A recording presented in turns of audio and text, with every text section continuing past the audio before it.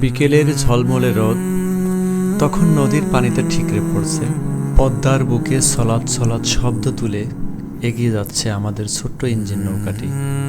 ও হ্যাঁ, ভিডিওতে like comment share করে দিয়ে মাছ বিক্রেতার গল্পটি শুনতে থাকুন।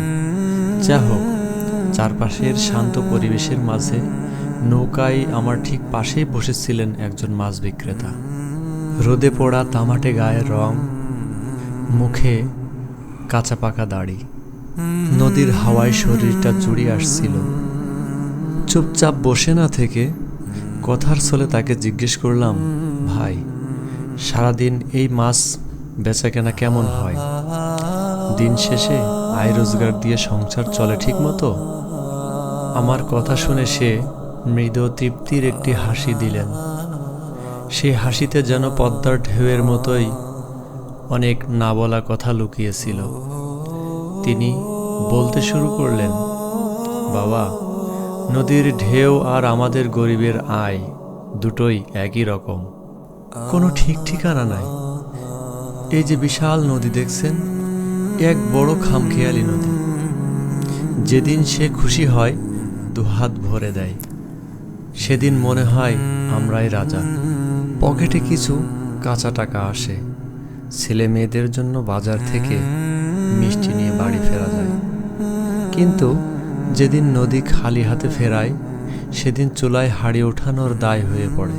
তিনি মাছগুলোর দিকে একবার তাকিয়ে দীর্ঘশ্বাস ফেলে আবার বললেন, আগের মতো নদীতে এখন আর মাছ পাওয়া যায় না। যাও বা পায়, সারা রাত জেগে জাল টেনে ঘাটে আনার পর আড়তদাররা দাম হাঁকায় নিজেদের ইচ্ছা মতো। আমাদের ঘামের দামের চেয়ে তাদের মুনাফাই বেশি।